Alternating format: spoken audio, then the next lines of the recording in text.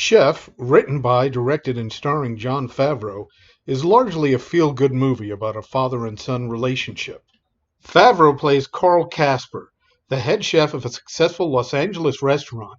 Trouble begins when the restaurant receives a bad review from a popular internet food critic. Carl Casper can best be summed up by the first bite of his needy and yet, by some miracle, also irrelevant chocolate lava cake. Casper didn't even have the courage to undercook the cake, thus curiously lacking its signature molten center. This sad dessert is emblematic of Carl Casper's disappointing new chapter. His dramatic weight gain can only be explained by the fact that he must be eating all the food sent back to the kitchen. This leads to an argument between Carl and the owner, Riva, played by Dustin Hoffman, over the restaurant's menu. Casper wants to change it, but Riva doesn't, so Casper quits in frustration. So you're threatening to fire me now? Am I threatening to fire you? No, I'm telling you what I'm prepared to do if you don't cook my menu. Subject closed. Well, why don't you cook the menu without a chef, and we see how it goes. We see how it goes tonight. His Cuban ex-wife, Inez, played by Sofia Vergara, encourages him to cook out of a food truck. Carl hates the idea at first, but eventually warms up to it after Inez's other ex-husband, Marvin, played by Robert Downey Jr., sells him an old truck.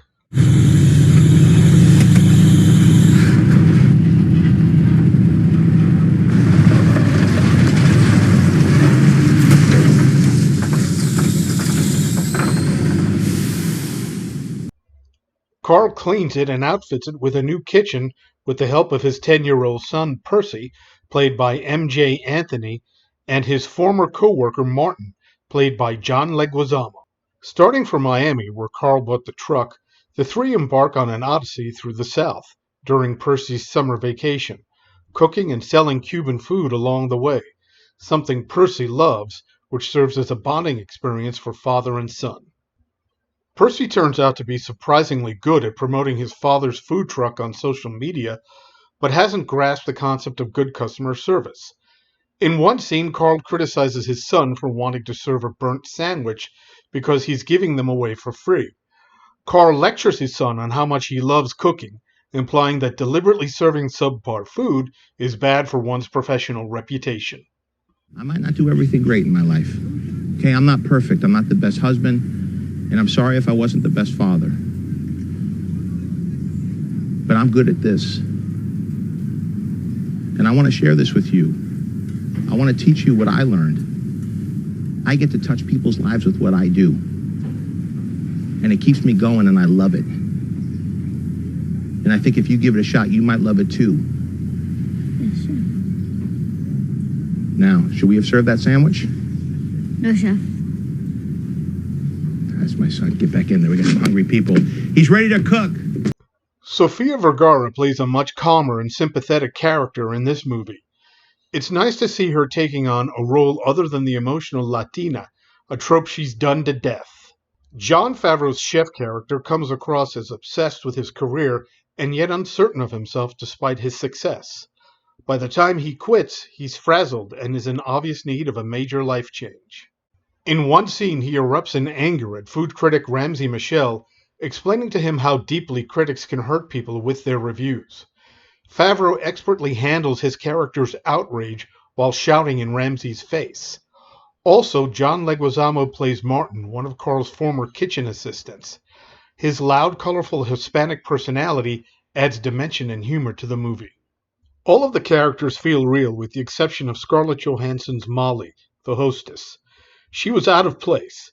It seemed like she was there simply to have another attractive woman in the movie, and she added nothing to the plot. On a deeper level, this film is about staying true to one's art. While working at the restaurant, Carl is forced to cook food that he believes isn't sufficiently creative. His boss, Riva, however, wants to keep the same menu because it brings in customers. This causes a conflict between the chef and owner, leading to Carl quitting. Ironically, this reflects Favreau's experience with directing Iron Man 1 and 2. In the first movie, Favreau had complete creative control, and Iron Man was a hit. However, in the second, Marvel Studios insisted on making it something of a prequel to the Avengers. Both Favreau and Robert Downey Jr., who played Tony Stark, were disappointed with the final cut, and so were critics. Favreau, who wrote and directed Chef, seems to have carried that experience into this film. After quitting his job, Carl is forced to rethink his career. He hates the idea of cooking in a food truck. However, after bonding with his son by allowing him to work with him, he sees it as a better way to earn a living. There are many food close-ups in this film which give the impression that Favreau truly is a chef. In one scene, he cuts vegetables at a dizzying speed. Favreau must have either spent hours practicing, or Favreau hired fantastic visual effects artists. The dialogue in Chef flows so well that it feels like a documentary rather than a scripted movie. Not surprisingly, it was Favreau who wrote it. This is a great movie to watch if you want to feel comforted or if you're in a bad mood. Good night, and always remember to like, subscribe, and share. Thanks very much.